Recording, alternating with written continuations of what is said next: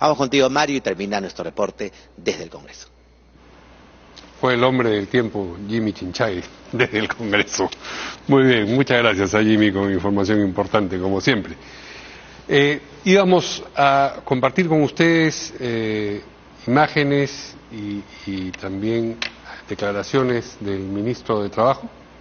¿Los tenemos a la mano? El INEI ha señalado una reducción sobre el empleo. Este es un proceso que viene desde hace muchos años. Nuestros jóvenes están saliendo de la secundaria sin una especialización.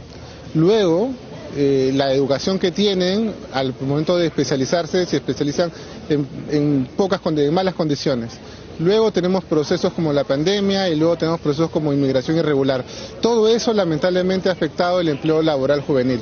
Lo que estamos haciendo en nuestra cartera, y además la ministra de Educación también lo ha señalado así, es potenciar la educación técnica para la jóvenes secundaria.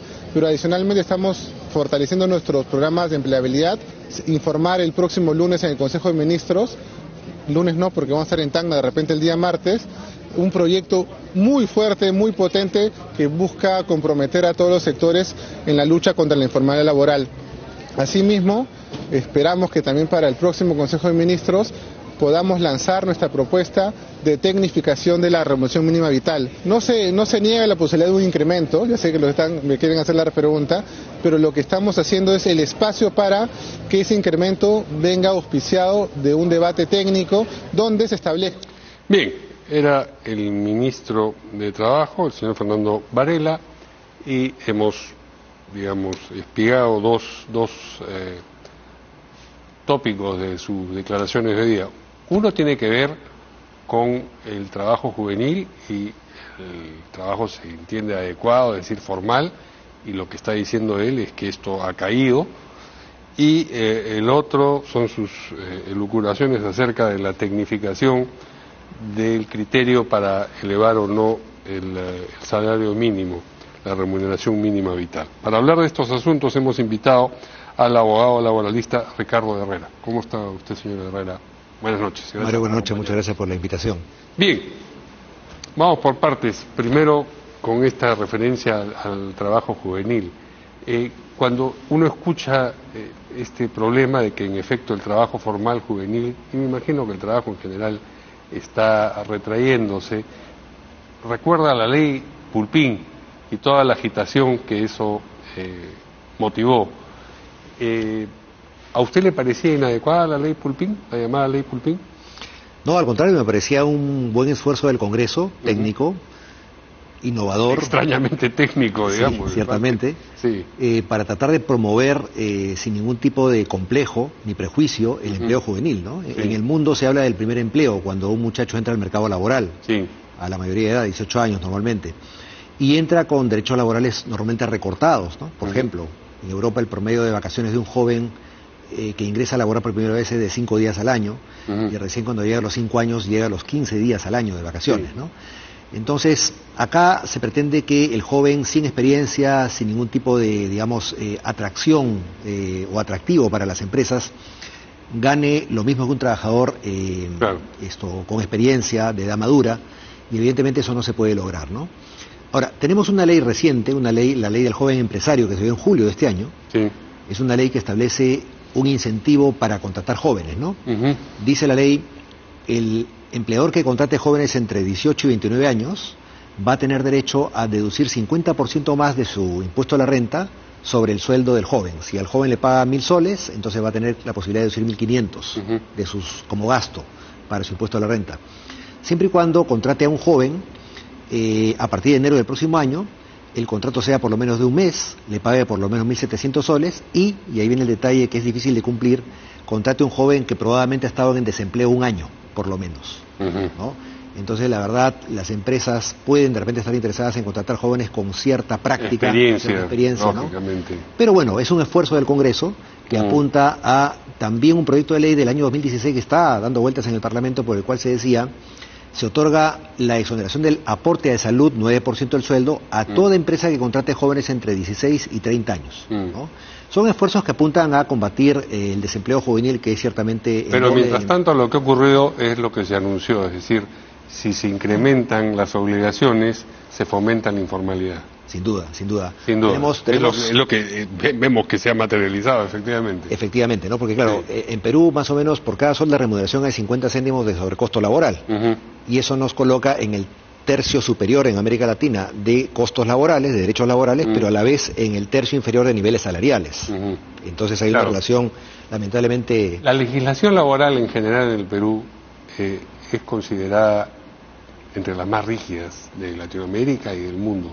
¿Usted participa de esa Sí, opinión? y entre las más, digamos, generosas, ¿no? Hemos pasado del generosas 2022 al para el trabajador. Para el trabajador formal, y margina el 75% de repente de la fuerza laboral, más o menos. Claro. ¿No? Generosas en el sentido, por ejemplo, decía, del 22 a este año hemos pasado generoso se entiende como virtuoso, por eso es que le hacía la observación. Claro. Y ciertamente, porque, por ejemplo, la mayor dificultad que tienen las pymes de poder poner a su gente en planilla, 95% de informalidad laboral en las pymes, 95%. Imagínese usted, y ellos representan el 75% de la mano de obra nacional, es el mínimo vital. Pese a que la ley de pymes dice que por acuerdo del Consejo Nacional de Trabajo se puede establecer un mínimo vital diferenciado para pymes que para mediana y gran empresa. Evidentemente la productividad, el nivel de rentabilidad de la pyme es menor que el de la mediana y gran empresa. Y este es un asunto respecto del cual los políticos, digamos, nunca se animan a ponerle el cascabel al gato. Yo creo que hay un temor reverencial a asumir la discusión y el debate sobre el tema del empleo y los costos laborales. Y hay mucha agitación demagógica también. Ciertamente, ¿no? Por ejemplo, hemos pasado de 12 en el 22 a 16 feriados nacionales este año, ¿no es cierto? La última ley fue la que declaró feriado el 23 de julio por la muerte del héroe Quiñones. Y evidentemente estamos en un país pues que según la estadística de los feriados y de las vacaciones, junto con Panamá tenemos las vacaciones más prolongadas de América Latina, 30 días al año, deberíamos tener la máxima productividad, ¿no es cierto? Pero tenemos una bajísima productividad, lamentablemente. Y en este orden de cosas se ubica también el otro asunto del que ha hablado hoy día el ministro de Trabajo, que es la remuneración mínima vital y la supuesta generación de criterios técnicos para determinar si está bien, si hay que subirla, si hay que bajarla o lo que fuese. ¿Alguna vez se han manejado criterios técnicos, es decir, no políticos, para determinar el nivel de la remuneración mínima vital en el Perú? En los considerados de los decretos de urgencia y decretos supremos que en el pasado han aumentado el mínimo vital, dicen que sí. Pero una cosa es lo que dicen los decretos. Yo me estoy preguntando sobre la realidad de las cosas. Creería que no, porque nunca se ha difundido un estudio que sustente ese aumento del decreto supremo, ¿no? Por ejemplo, el último que fue en abril del año pasado. A partir de mayo del año pasado, 1.025 soles como mínimo vital. ¿Cuál es el estudio que sustenta por qué 1.025 y no 1.024 o 1.026? ¿No? En el mundo, sobre todo en Europa, y además lo dice la OIT, hay dos criterios bases para poder establecer técnicamente cómo se debe subir el mínimo vital, cómo se debe reajustar el mínimo vital. Primero, inflación, con lo cual está muy vinculado a costo de vida, y segundo, productividad de las empresas. Entonces, la inflación está muy medida, al igual que el costo de vida por el INEI, ¿no? Mensualmente, anualmente. El problema es la productividad. No tenemos estudios serios de parte del Estado de productividad de las empresas. Y parece que esta vez van a hacer lo que ocurre siempre, es decir, va a ser el gobierno el que decide. Siempre dicen vamos a someterlo a consideración el Consejo Nacional del Trabajo, pero ahí, que yo sepa, nunca se ha llegado a un acuerdo entre empresarios, Estado y trabajadores, y al final es el gobierno el que dice, bueno, vamos a poner el salario mínimo a tanto, y curiosamente coincide siempre con un trance de necesidad política del gobierno de turno. Sí, oportuna decisión, ¿no? Hubo un preacuerdo hace algunos años atrás en el Consejo Nacional de Trabajo que se llamó la cláusula gatillo, que se supone debía recoger ambos parámetros, ¿no? Inflación, costo de vida y productividad, pero no se concretó. Es muy difícil. La Constitución dice de que a falta de acuerdo en esta plataforma de concertación social que es el Consejo Nacional de Trabajo, que es lo que ha ocurrido siempre, decide el Poder Ejecutivo, ¿no? Claro. El problema es que el Poder Ejecutivo decide antitécnicamente. Por eso creo que es positivo que el ministro invoque establecer criterios técnicos. Además, digamos, establecer un precio y un sueldo mínimo es un precio establecido, es un control de precios, porque los precios se controlan hacia arriba y hacia abajo. Este es un control hacia abajo. Establecer un precio técnicamente es un criterio reñido con el mercado de por sí.